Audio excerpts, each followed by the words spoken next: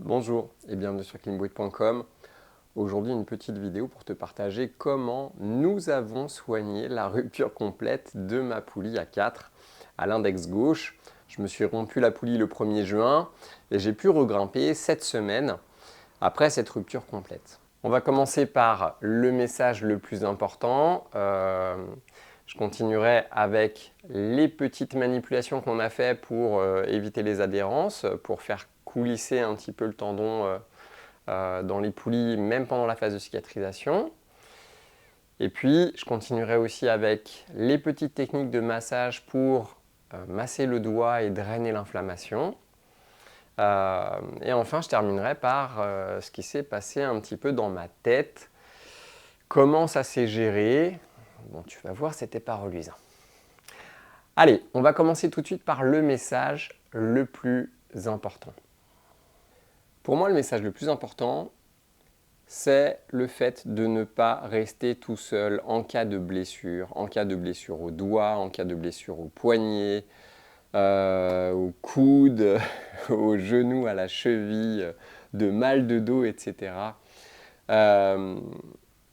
Une rupture de poulie, c'est une pathologie qui est grave, que je trouve grave, voilà.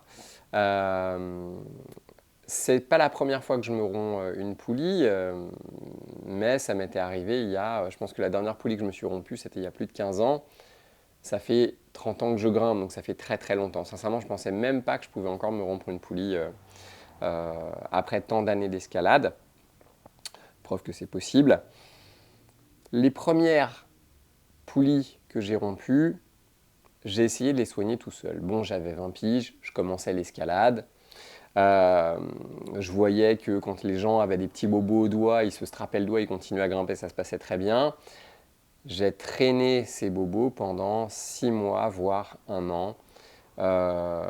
Oui, ça finit par guérir. Ça finit par guérir.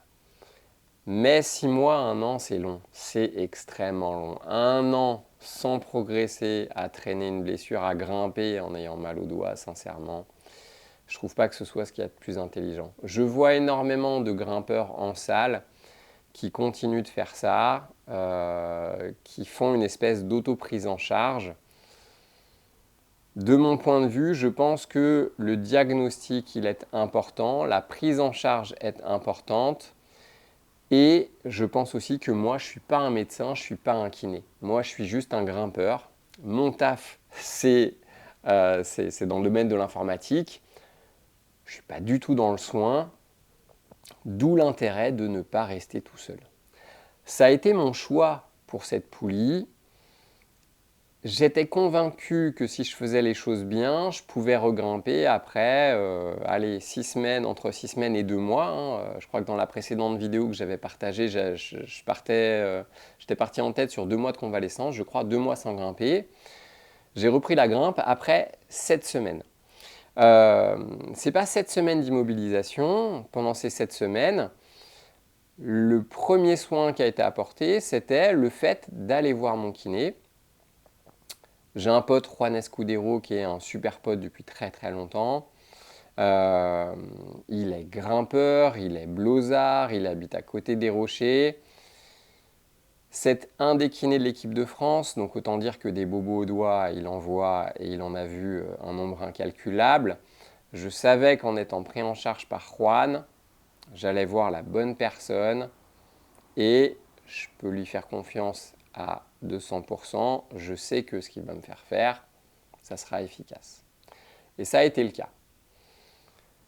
Je me suis blessé le samedi. Je n'ai pas voulu l'appeler le week-end pour ne pas le déranger. Je l'ai appelé le lundi. Il ne bossait pas et il m'a quand même dépanné en me proposant un rendez-vous le mardi midi. Dès le mardi midi, il me posait une bague, la bague que tu as vue dans la précédente vidéo. Je te remets le lien ici quand je parle du finger noeng.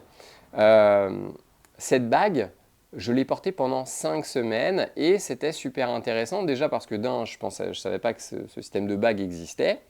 Et de deux, il m'a bien expliqué que quand tu soignes une poulie et qu'elle s'est complètement rompue, bah, la poulie, elle est là en fait et elle va être supposée plaquer le tendon contre la phalange.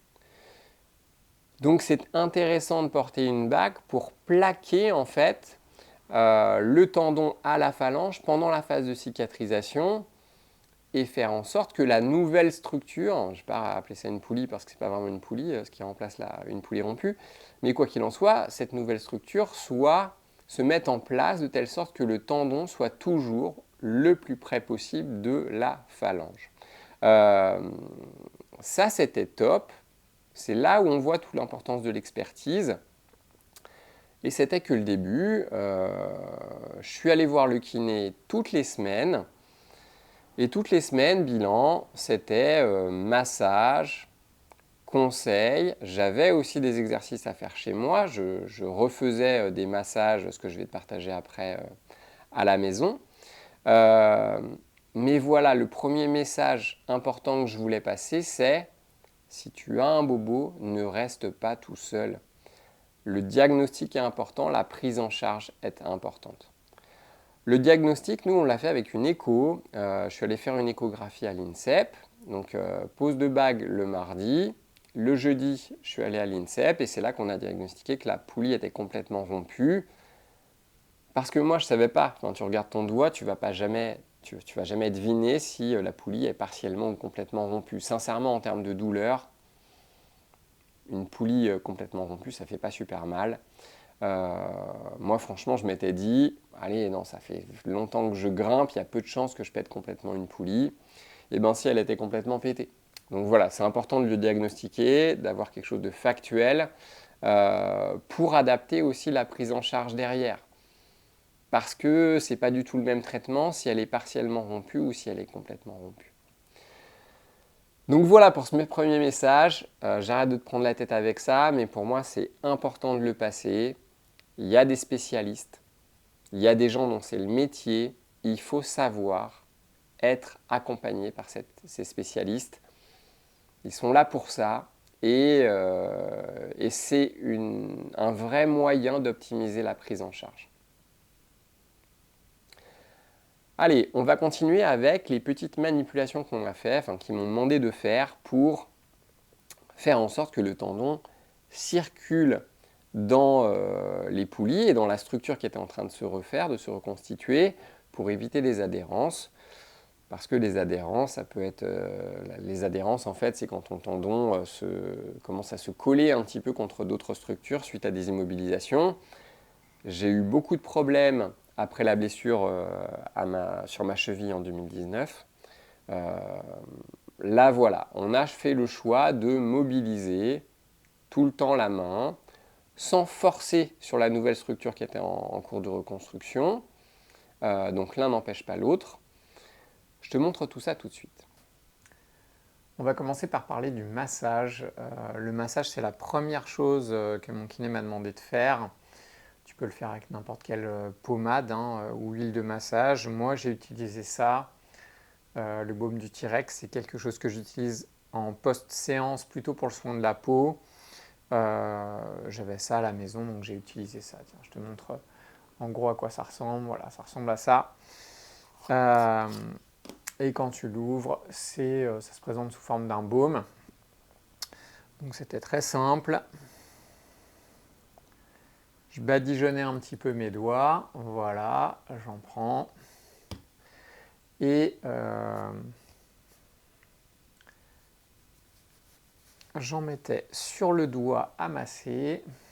Je retirais la bague, bien sûr, avant de masser.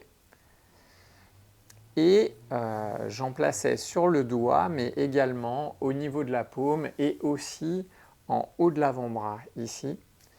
Puisque le massage, mon kiné m'a demandé de le faire du doigt en prolongeant sur la paume et en finissant en haut de l'avant-bras ici. Donc vraiment doigt sur les côtés du doigt, voilà, paume et puis avant-bras derrière.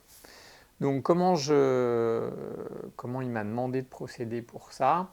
C'était assez simple. Je massais comme ça, sans appuyer comme un barbare. L'idée c'est de masser, c'est pas d'écraser. Et à la fin de ce mouvement-là, en fait, je partais sur la paume et je continuais sur l'avant-bras. Et je répétais ce mouvement, voilà, pouce, index sur le côté du doigt, paume, avant-bras. Voilà. Sur ces massages-là, on va activer le système veineux. Et le système veineux, il passe sur les côtés du doigt. Donc c'est pour ça que le début du massage, il se fait sur le côté du doigt. Hop, comme ça, comme ça, comme ça. Comme ça, comme ça, comme ça. Et je faisais ça à peu près pendant 5 minutes. 2 à 3 fois par jour, ça dépendait si j'allais au bureau ou pas. Donc ça, c'était le massage. La deuxième chose qu'il m'a demandé de faire, c'était de mobiliser. Mobiliser juste en pliant les doigts comme ça, tout simplement, en enroulant depuis l'extrémité du doigt. Et quand j'enroulais, en fait, l'idée c'était aussi de recoller un petit peu les doigts comme ça. Enrouler, voilà. Alors au début, en fait, la poulie était abîmée, donc j'enroulais que jusque là, d'accord, comme ça après. Et puis petit à petit, bah voilà, j'ai pu reprendre toute la mobilité. Là, tu vois, le doigt, il se ferme très très bien, hein, voilà. Première mobilisation. La deuxième mobilisation, c'était le fait de bloquer les deux phalanges ici, tout simplement en maintenant, donc je mets un doigt en dessous ici et 2 doigts sur les côtés, et je vais bouger juste le bout de mon doigt. Hop là, comme ça, d'accord, j'en faisais 10 à peu près. Je me reposais, je retendais le doigt, je bloquais la deuxième phalange, je refaisais 10 mouvements. Et puis, même chose, je bloquais seulement la première phalange ici et je bougeais les deux carrément. Ce n'est pas les mêmes tendons qui sont sollicités quand tu le mobilises comme ça ou quand tu mobilises seulement la pointe du doigt. Donc l'idée, c'était vraiment de faire coulisser les deux tendons dans les structures saines et dans la structure qui était en cours de reconstruction ici. Voilà. Mobilisation. Ça, on a fait ça très tôt, dès la première semaine. Première, deuxième semaine aussi.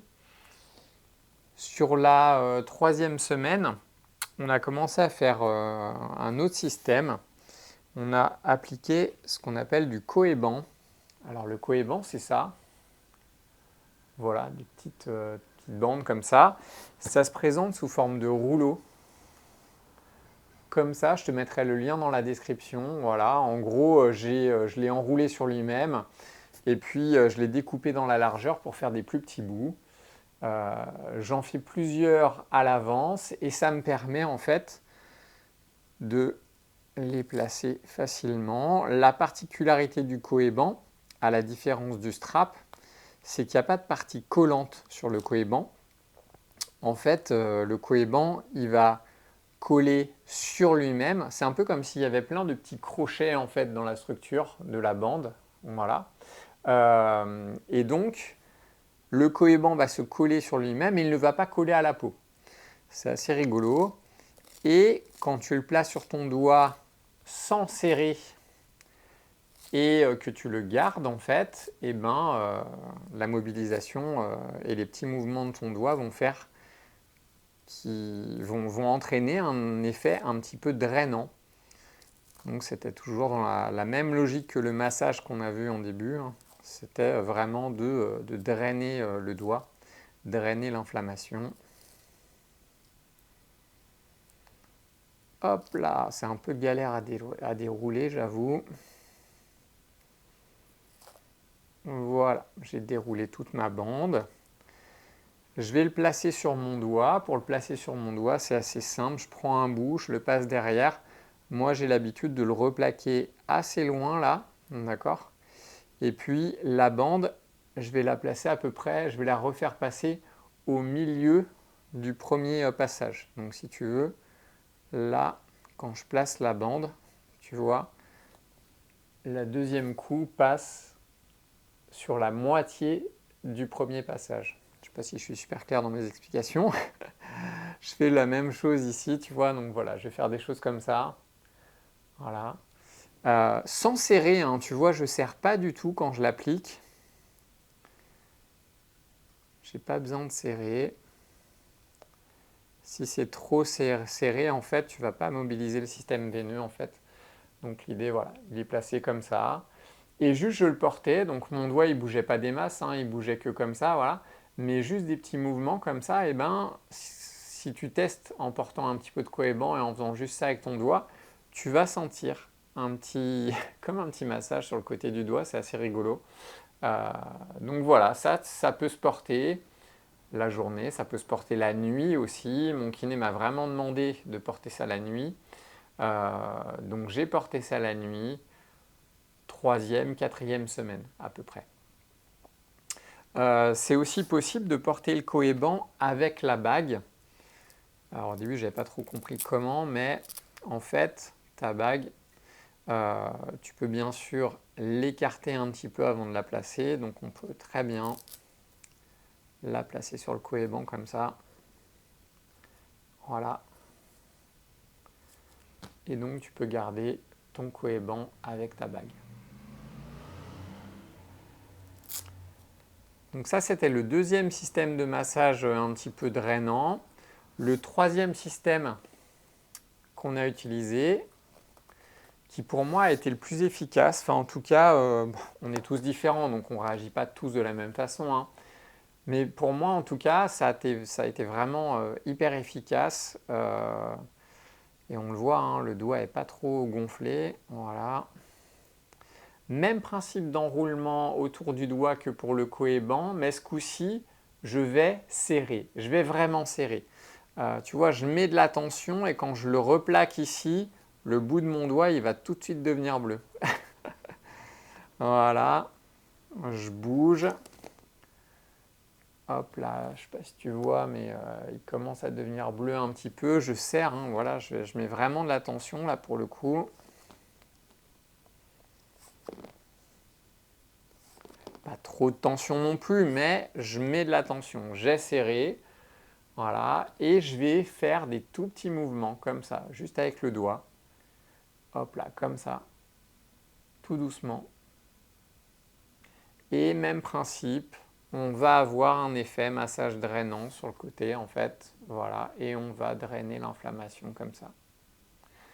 Donc ça, c'est pas à faire longtemps, hein, ça peut être juste 1 minute, mais je le faisais souvent. Des fois, je le faisais même juste 30 secondes, je le retirais, je faisais un peu ma mobilisation un peu comme ça, et après je le remettais et je refaisais 30 secondes, etc., quoi. Voilà.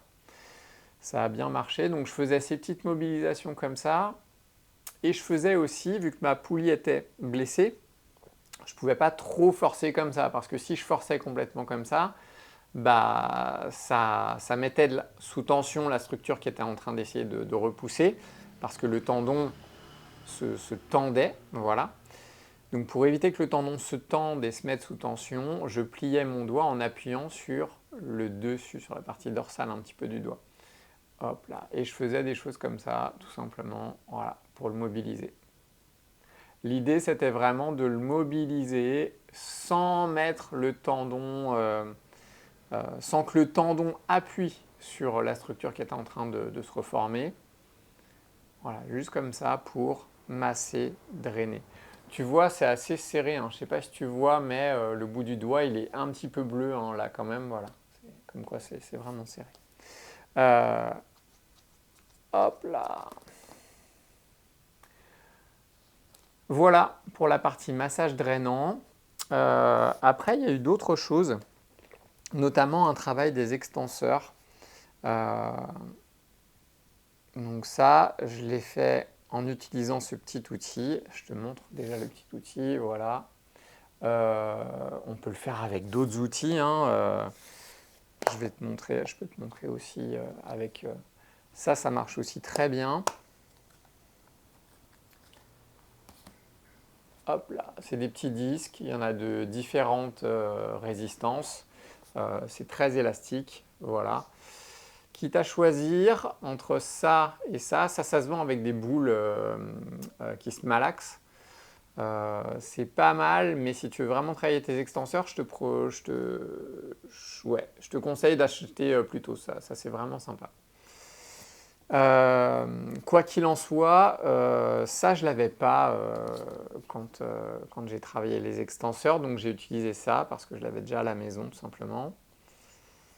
Ça je l'ai acheté pour les vacances, pour pas te mentir. Hop là, je mettais ça sur le bout de mes doigts. Et ce que mon kiné m'a demandé de faire, c'est de travailler avec la main un petit peu inclinée comme ça. Voilà. Donc tu vois, la main, elle n'est pas comme ça, elle n'est pas droite, elle est vraiment un petit peu inclinée comme ça, voilà. Et je maintenais la position à peu près 10 secondes. Je relâchais une dizaine de secondes. Je remettais sous tension une dizaine de secondes, toujours avec le poignet un petit peu cassé, voilà. Je ne sais pas si tu vois là, voilà, mais là le poignet est vraiment un petit peu cassé. Hop là. Etc. Voilà. On a fait aussi ce travail-là. Voilà. Voilà tout ce qu'on a mis en œuvre pendant toute cette phase de convalescence. Avant de terminer cette vidéo, je voulais te parler aussi de comment, voilà, qu'est-ce qui s'est passé dans ma tête, comment j'ai géré cette période. Honnêtement, au mois de juin, je m'étais fait un méga programme d'entraînement, je te le partagerai dans une autre vidéo. Et c'était pas mal parce que j'avais un fil conducteur, un espèce de moteur, et j'ai suivi le train, quoi. J'étais dedans, en mode robot, et j'ai suivi et j'ai avancé. Donc j'ai pu garder un petit peu force de tirage, travailler la poussée, j'ai travaillé les jambes avec des squats, des choses comme ça, je te partagerai tout ça. J'ai travaillé les autres doigts avec le finger knowing, la vidéo que je t'avais déjà partagée, je peux te remettre le lien ici. Il n'empêche que même si j'étais occupé avec ce programme, dans ma tête ça a été compliqué. Ça a été très compliqué. Franchement, je ne l'ai pas trop montré, partagé aux amis, à ma famille. Je ne voulais pas embêter ma femme, mes enfants avec ça. Même si, voilà, 3e, 4e semaine de juin, franchement, j'étais irritable, tu vois. Je partais vite. Alors, je faisais tout pour garder mon calme comme d'habitude, mais j'étais plus irritable. Parce que dans ma tête, j'ai complètement sombré. Alors, je suis resté complètement tout seul avec cette espèce de mal qui me rongeait. Je me fais mes planifs tout seul. Et voilà, je me pose la question, est-ce que si j'avais eu un coach, il aurait pu mieux m'encadrer, m'aider à garder le cap, psychologiquement parlant? Est-ce que quelqu'un qui fait de la prépa mentale aurait pu m'aider? Est-ce qu'un psy aurait pu aider en termes de soutien dans ce moment un petit peu difficile? Je me pose la question. Ce n'était qu'un moment en tout cas, ça a duré à peu près 10 jours, je dirais, 2 petites semaines. Vraiment, alors je ne sais plus trop si c'était, il me semble que c'était dernière semaine de juin, première semaine de juillet.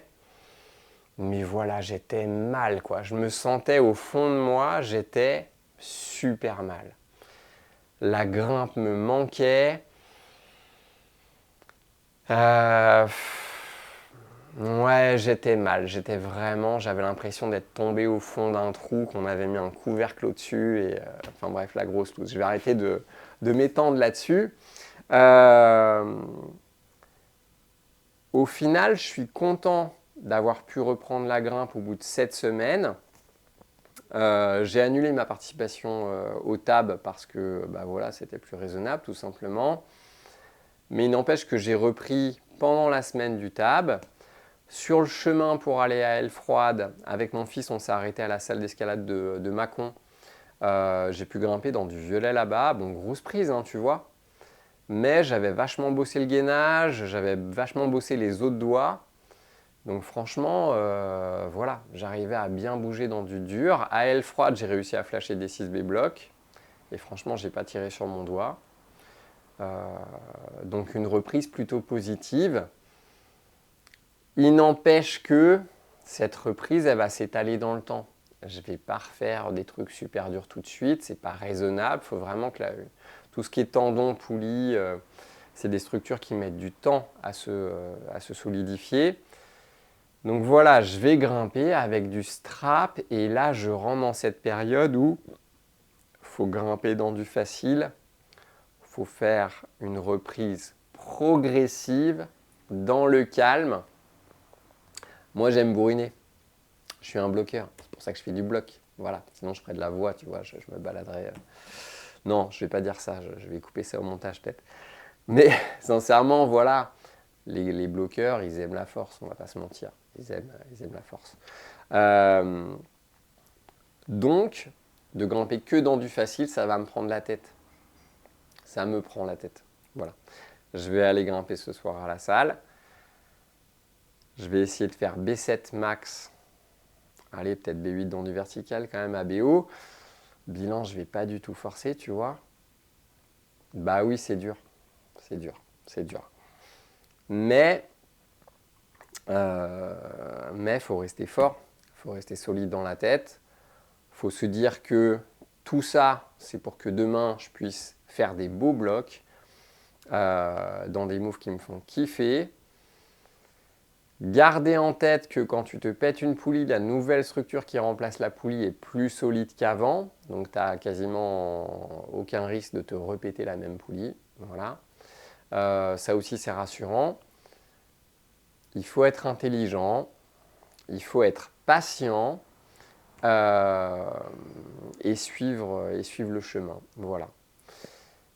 Je t'ai parlé du mois de juin. Donc là, je te disais, gros trou mentalement. Dernière semaine de juin, première semaine de juillet. Bilan en juillet, sincèrement, j'ai rien planifié. Et alors là, côté entraînement, ça a été n'importe nawak. J'ai quasiment rien fait. Je suis passé 10 heures à 3-4 heures d'entraînement. Et j'avais besoin de prendre du recul. J'avais besoin de faire ce break. Et je pense que là, au mois d'août, je ne vais pas me mettre la rate au courbouillon. Je vais emmener 2-3 trucs en vacances. Une petite poutre de voyage, allez, une paire d'anneaux TRX, c'est ce que je prends d'habitude. Je t'avais mis, j'avais fait une petite vidéo d'entraînement en vacances, je te remets le lien ici, je vais retrouver ça rapidement. J'ai fait ça il y a quelques années. Mais voilà, en vacances, je pars léger, je fais rien de compliqué. Et je ne vais pas chercher à trop progresser, puisque de toute façon, je suis obligé de grimper dans du facile. Donc voilà, là maintenant, il faut partir dans une optique de soigner le doigt, y aller crescendo, être intelligent, voilà, garder le cap pour préparer l'avenir. Voilà. Merci d'avoir regardé la vidéo. Si elle t'a plu, n'hésite pas à liker, à commenter, à partager.